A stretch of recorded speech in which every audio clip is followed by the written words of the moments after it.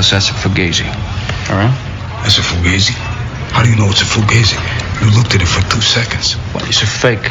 But, yeah, I know what a Fugazi is. It's all a Fugazi. You know what a Fugazi is?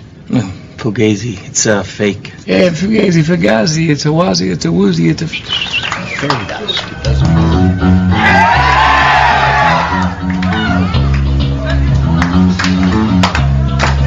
Coin Fugazi.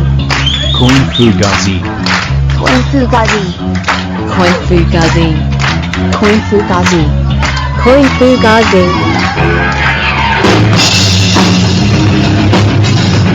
Welcome to the Coin Fugazi podcast. I'm your host, C. Edward Kelso, and this is a segment taken from a much more in-depth interview in Coin Fugazi podcast episode 1, which is published in its entirety as a standalone episode. But what you're listening to is a part of that much longer discussion. So if it sounds a little truncated or cut off at one point and you're like, wait, whoa, where did that come from?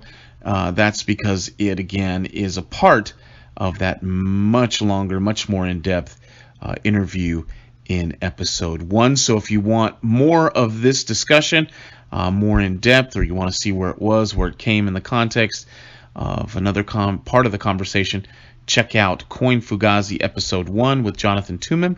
Otherwise, enjoy. Coin Fugazi proudly uses read.cash to help distribute our content. Head out to read.cash/@CoinFugazi, all one word, and check out how we're incorporating the platform.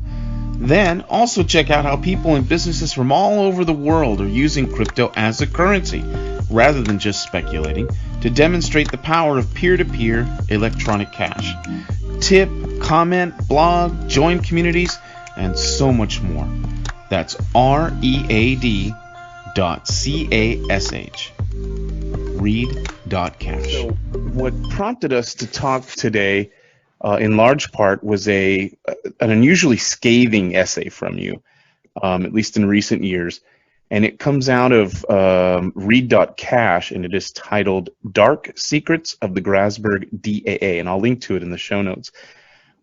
This is Jonathan Toomim putting on I guess a clinic, for lack of a better phrase, or term, where he goes into the technology, he goes into the empirical side, he names names, it's quasi-polemical, he gives a course of action, and I think it's going to be I guess what happens going forward. I think this is going to be something a lot of people refer to as a transitional document, as something that changed the debate and either elevated it, or however this shakes out historically. But I was again not surprised, just really impressed with how you laid things out. You're a natural teacher. I think that's evident here with the essay. But let's go back a little bit, and I want to warn listeners, because the way you've just heard, Jonathan, again, leaves no stone unturned. If we can, I don't want to get too lost into DAA and too lost into Grasberg, but it would not be, I guess, complete if we didn't talk a little bit about it. So Bitcoin Cash has had sort of an ongoing issue with its difficulty adjustment algorithm, and that it inherited, I guess, and with oscillations, miners gaming the system, and essentially it's a security issue, it's a profitability issue. There's a whole bunch of things going on there, and you and a few others sort of take this issue by the horns, led by yourself and I know Mark Lundeberg. And I wanted to say it started in May, but in our pre-show talk here, you were saying that you guys started working on this, at least behind the scenes, back in January, right? I did say that in the pre-show, but now that you're phrasing it this way, I would say that it actually started in around September or October of 2017. Oh, wow. So yeah, this has been going on for a really long time. Yeah. And it's, you said that this was the DAA that we inherited. Just to address that, that's false. This is not the DAA that we inherited. The BTC DAA is actually quite good for the case of a single majority coin that has basically all of the hash rate. It's not perfect, but like in that case, it performs the job that it was designed for quite well. But as soon as you have multiple coins sharing the same hash function and sharing the same machinery, there is an oscillation from the slow responsiveness of that algorithm. And so you get all of the hash rate going on one chain for 2016 blocks, and then the difficulty goes way up on that chain, so then you get all the hash rate piling up onto the other one, and so forth, and it just keeps going back and forth, and it's a total mess. Right. So before Bitcoin Cash was created, Amaury recognized this problem. It's actually a very well-known problem because Bitcoin Cash is not the first time that two coins have shared the same difficulty adjustment algorithm. There have been tons of script-based Litecoin derivatives that have run into this problem before. So yeah, Amaury knew that it existed, that the problem existed, and he decided to do something about it. But most of what he'd heard about the problem was actually having heard it from that information being filtered through other Bitcoiners. And the Bitcoiners didn't know the specifics of the problem. They just knew that, like, yeah, if you have two basically like people will all mine on one chain at one time, and there's a chance for the minority chain to die from having too high of a difficulty. So he coded a quick and dirty fix. That quick and dirty fix did prevent Bitcoin Cash from dying immediately, but it resulted in nasty oscillations. It resulted in basically an average block time of about 320 seconds instead of 600 seconds for 3 months. And so that was, less than ideal. So the next DAA was proposed, well, there were 3 proposals in October-ish of 2017, and Amaury's was one of them. That was the algorithm CW144. And then there was a WT algorithm from Tom Harding, and then one from, I think, Cupid-chan. And of those 3 algorithms, the one that got chosen was Amaury's, and Amaury made that decision. And it worked a lot better. It immediately returned the blocks to 600 seconds on average, 601.7. And for the time, the oscillations went away. But they didn't stay gone. And in the process of choosing that algorithm, a lot of people got really pissed off because a lot of people knew that this algorithm was inherently unstable.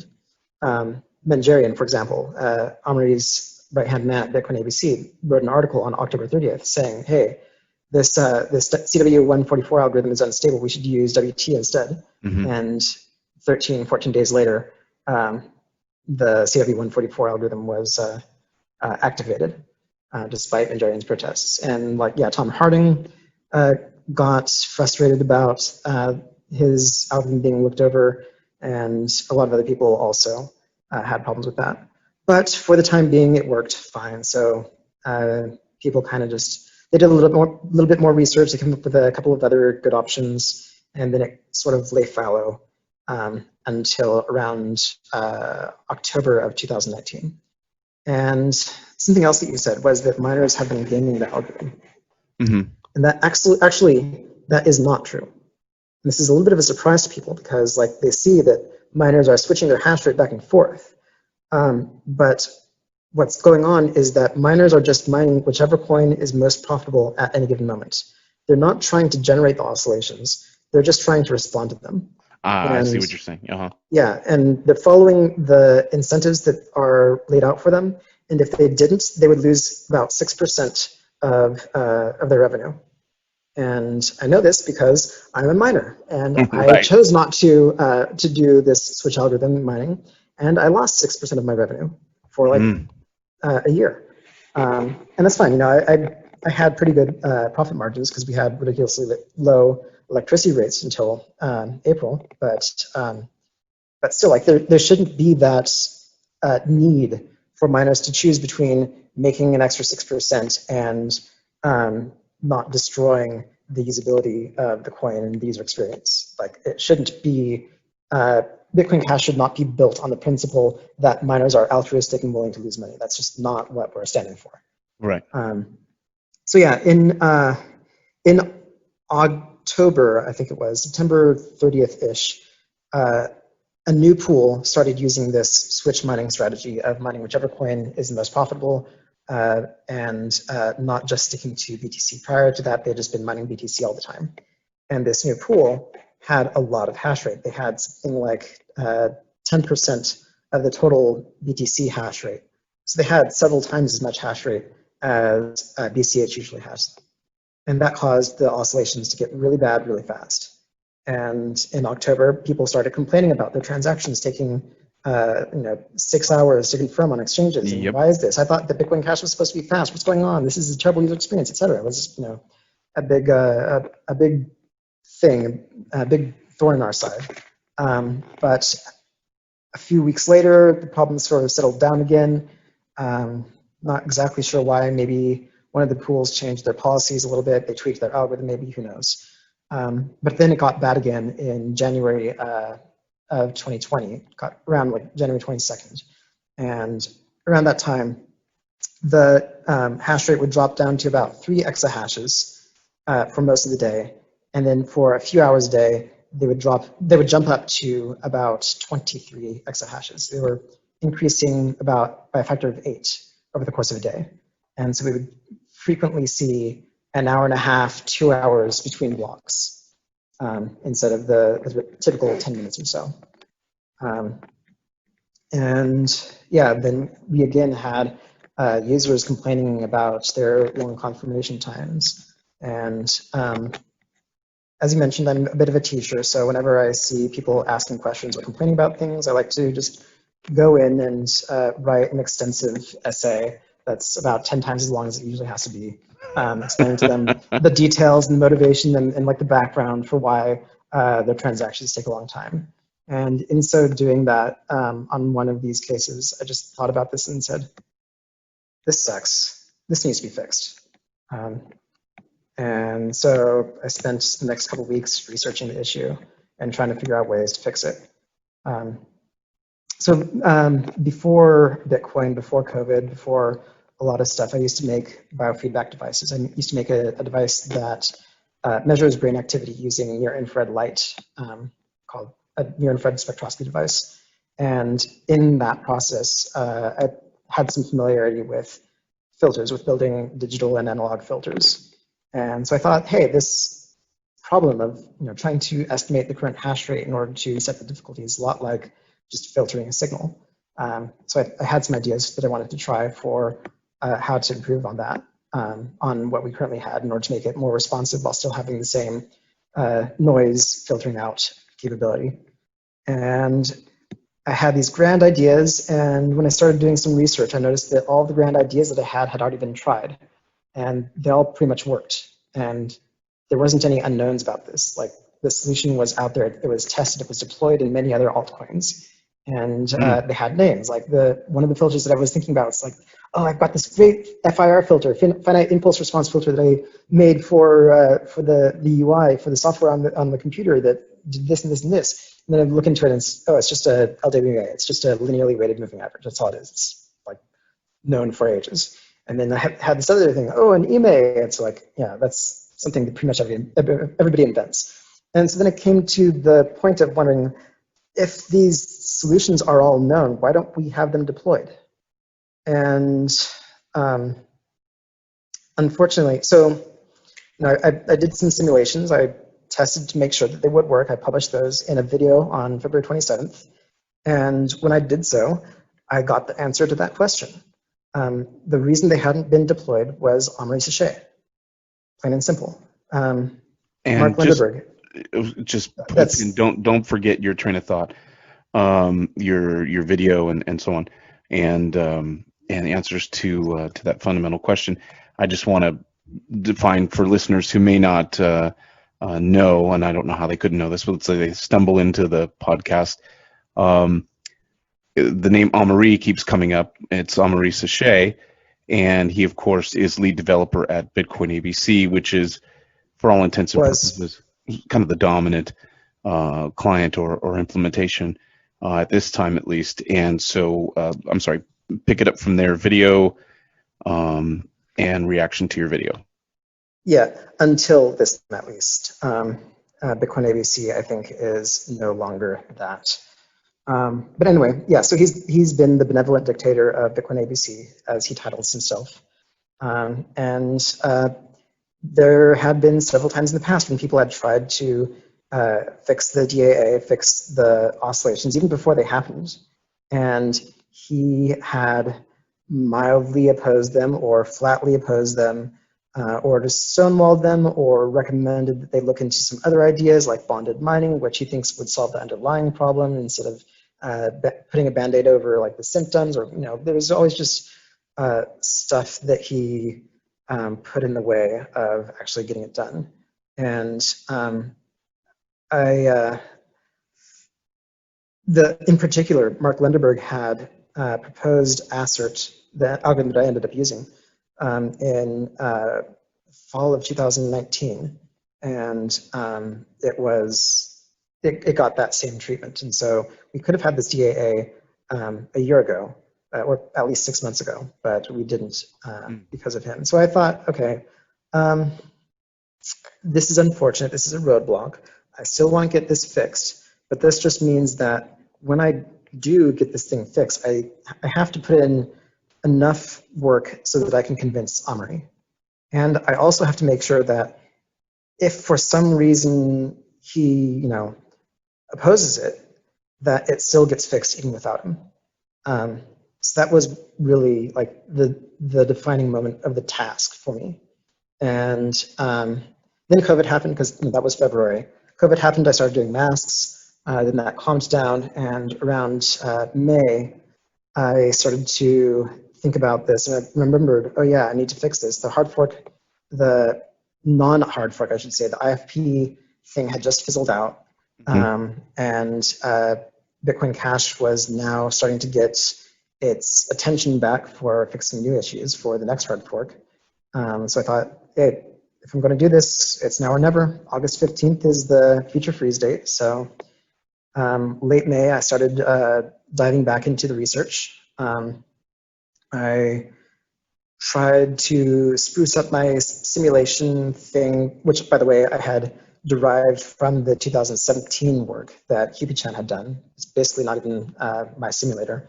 I just added a nice fancy UI onto it and some other stuff. But I spruced that up. I added some new algorithms. I started adding some formal parameters, formal test scenarios and outcome measures so that I could quantitatively compare algorithms. And I started searching for the best, the most perfect DAA that I could possibly find, so that I could be sure that basically there would be nothing to object to, that nobody would be able to say, hey, this other thing is what you really should have done. And like, then you have two competing proposals, and then people can't agree, and then it doesn't happen. That was what I wanted to avoid. And yeah, started working with a couple of other guys. I started working with Scott Roberts, also known as Zowie, who has been doing DAAs for altcoins for like 6 years or something like that. It's just it's his white whale, basically, his obsession. And then also talked a little bit with Tom Harding and Jacob Eliasov. And Jacob Eliasov was one of the actual first inventors of the ASSERT algorithm, although it wasn't called that then. But Jacob Eliasov and Tom Harding were both working with exponential moving average EMA type algorithms, which ASSERT is and which WTAMA is, and looked at 4 main algorithms that seemed to perform well. I also looked at like a dozen others that did not at all do very well. And within those 4 algorithms, I tested the performance.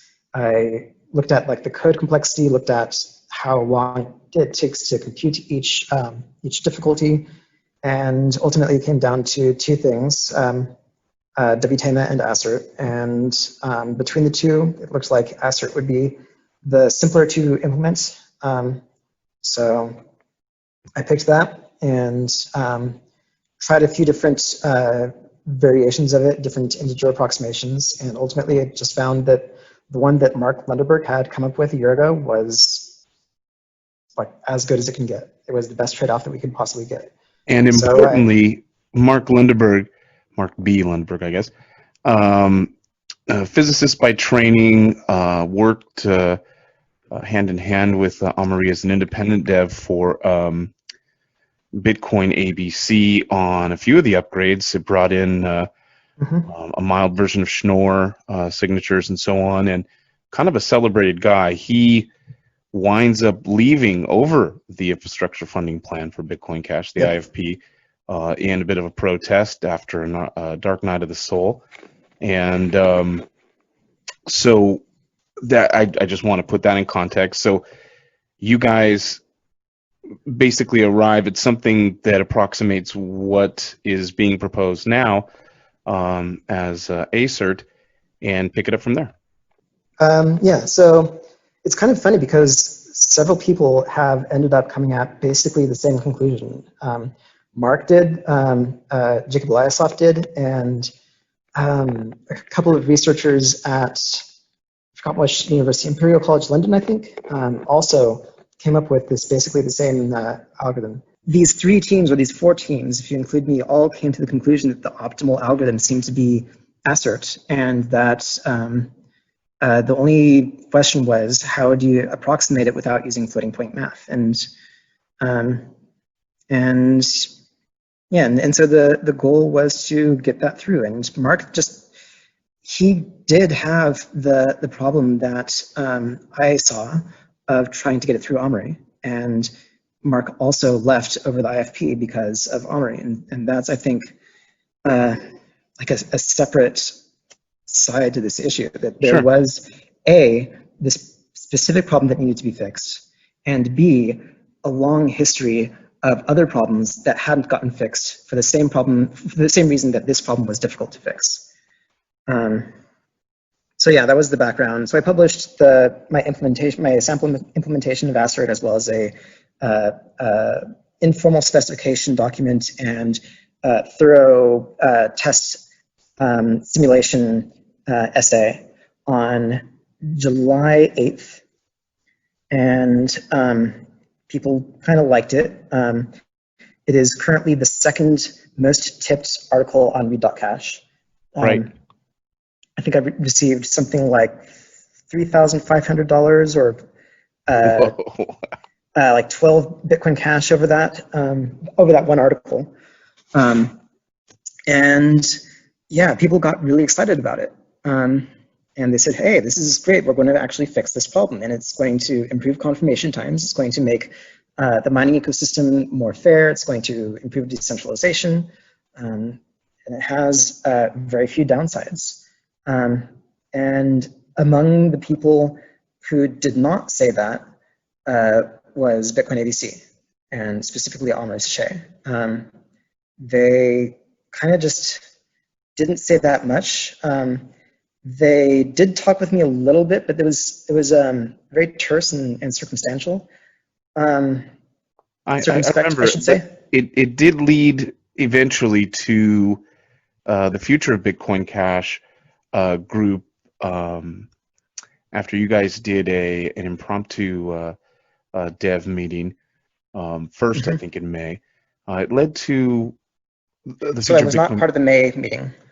I did not join any dev meetings until July. Oh, right, okay. But there was a dev meeting that might have been prompted by your work.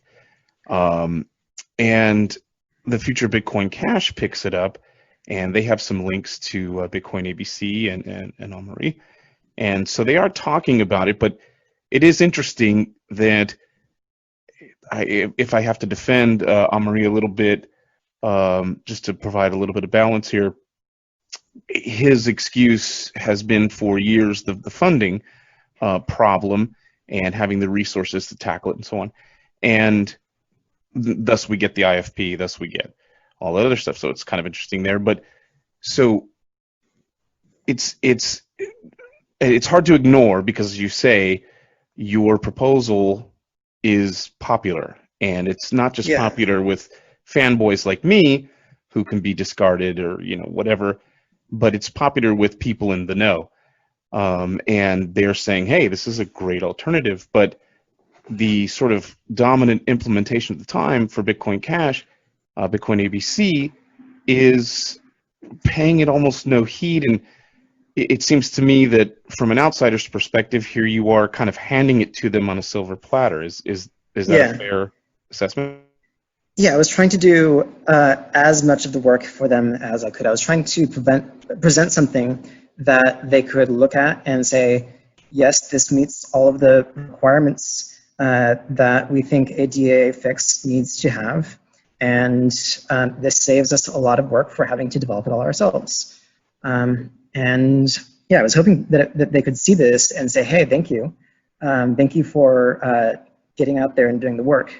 And we'll work with you and make sure that it gets tested and stuff. I was hoping that they would be collaborative, but that wasn't what happened. And at first, it was kind of subtle stuff that they did that seemed weird, seemed off. Like the first thing that Omri objected to was that I didn't have a problem statement. And he wanted to see a single problem statement to clearly define the problem before he would consider any solutions.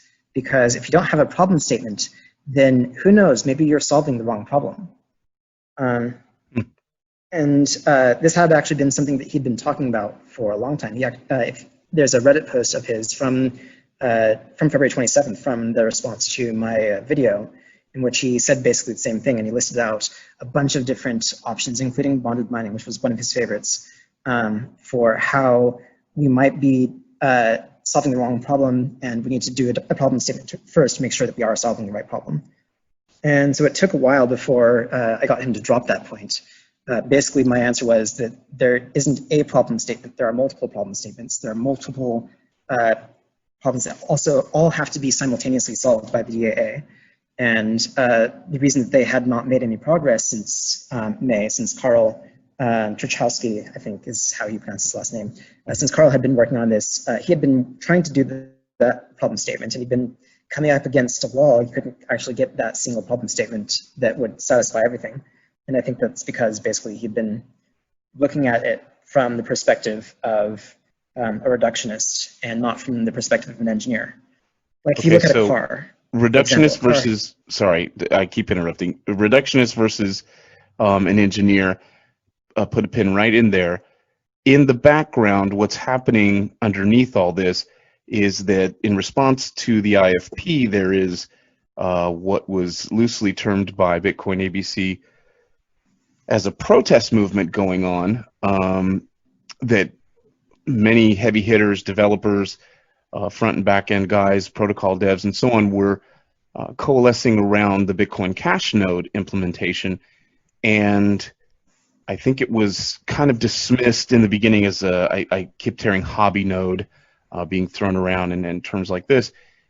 And then all of a sudden, it seems like the center of gravity was shifting towards the Bitcoin Cash node fellows, that group, and it started to gain a little bit of steam. So could it be that your proposal, and again, you set it up well in the sense that ABC seems to be an intransient figure. It just will not give in to what seems to be evident. But I'm still going to ask this question.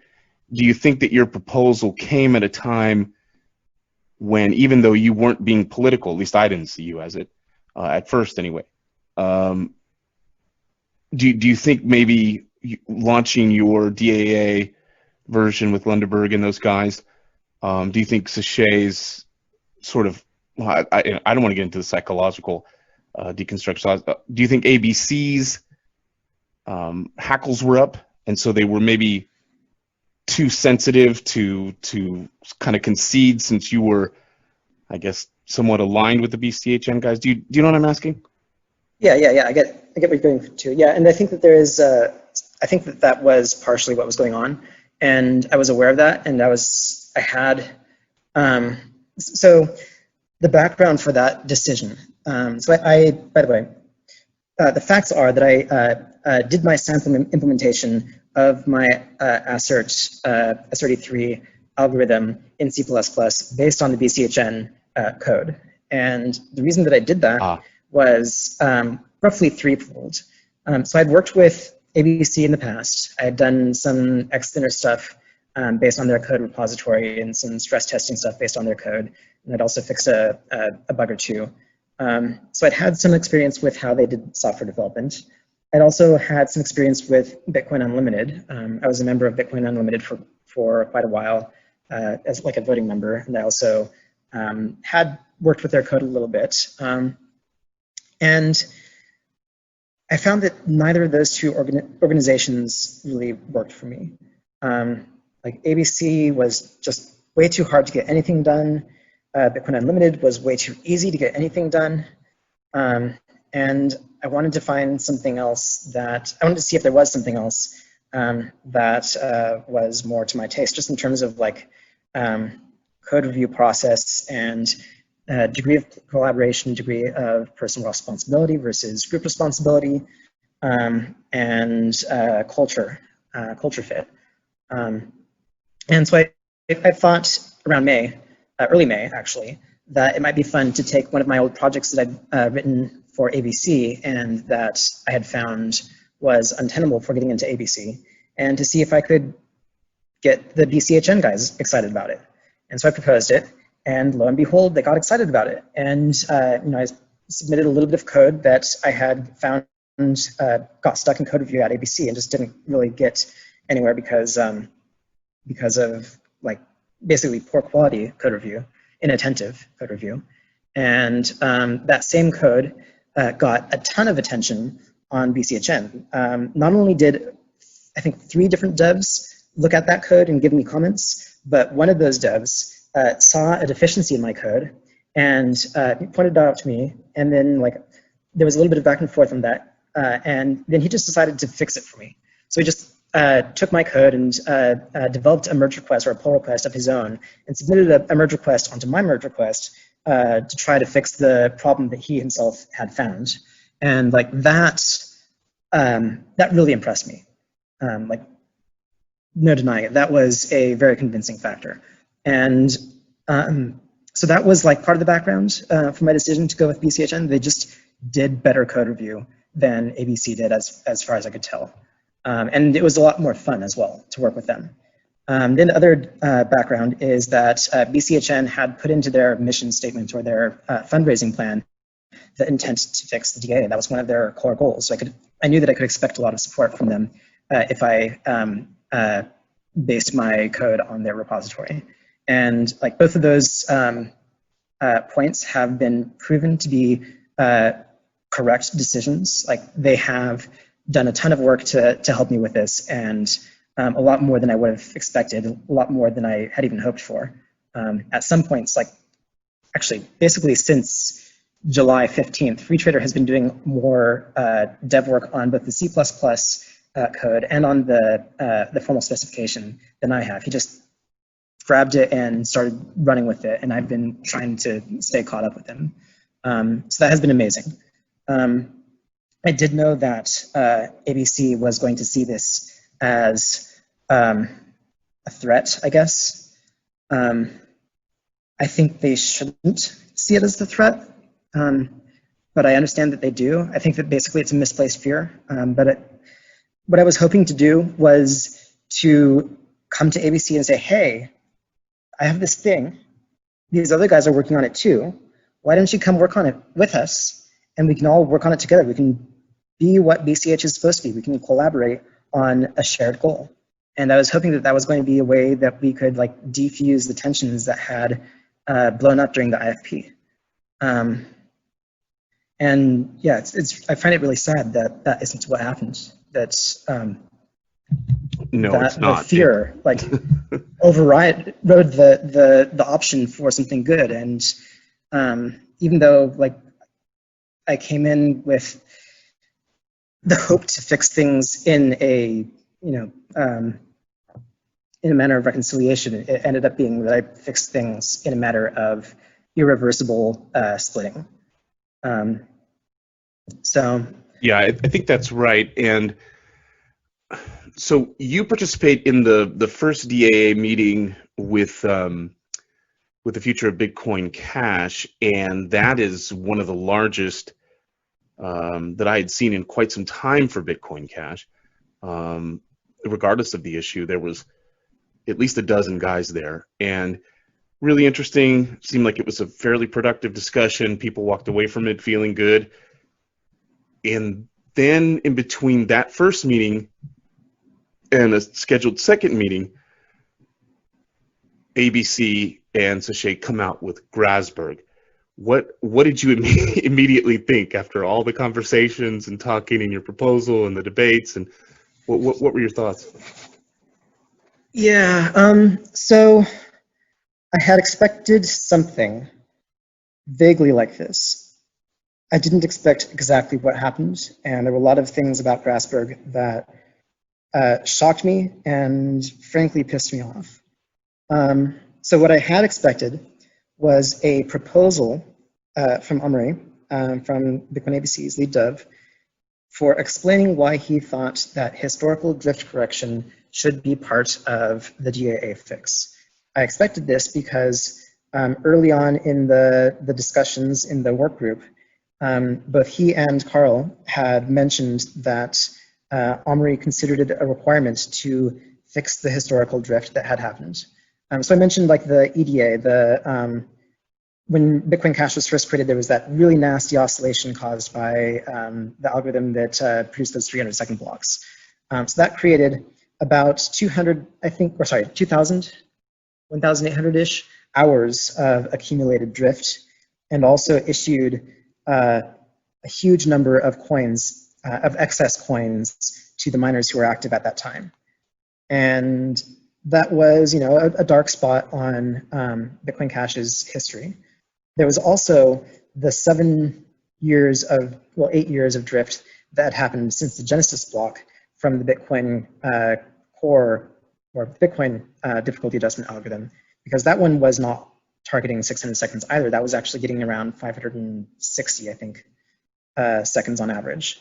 So those two drifts were things, and I thought that we should not fix them. I thought that the past is the past, and once we go down the path of changing the past, there's no telling what can happen.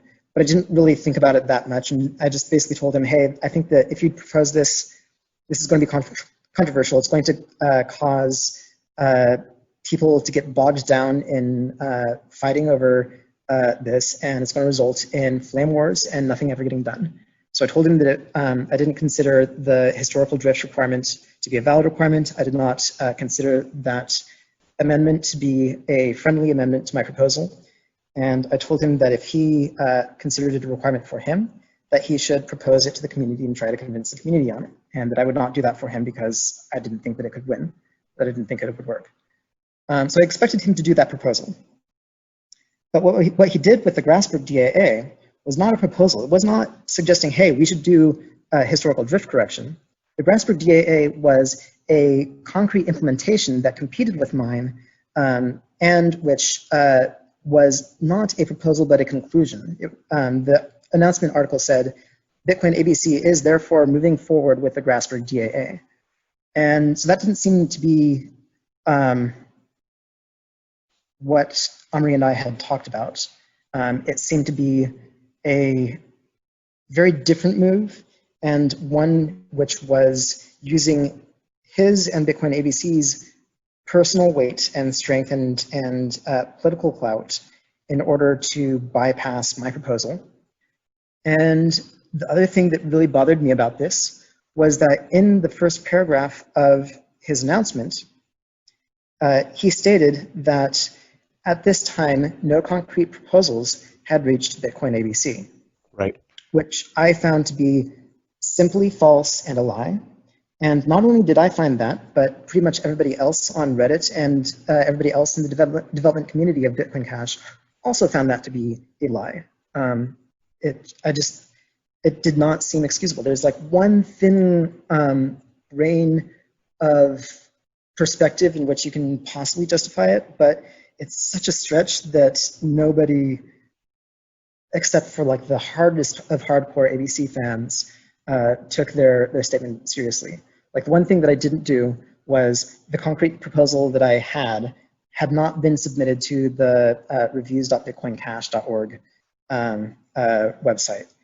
I hadn't submitted it to their specific nodes team. I'd submitted it to the Bitcoin Cash community as a whole. Right. And like, I don't think that's how things should be done. Should I also submit it to BCHD? Should I also submit it to NUF? Like, right. There's some steps that they need to take for themselves. Well, we just arrive at the crux, as we have really from the beginning of this conversation. The crux of what I think is the debate is how decisions are made and who calls those shots.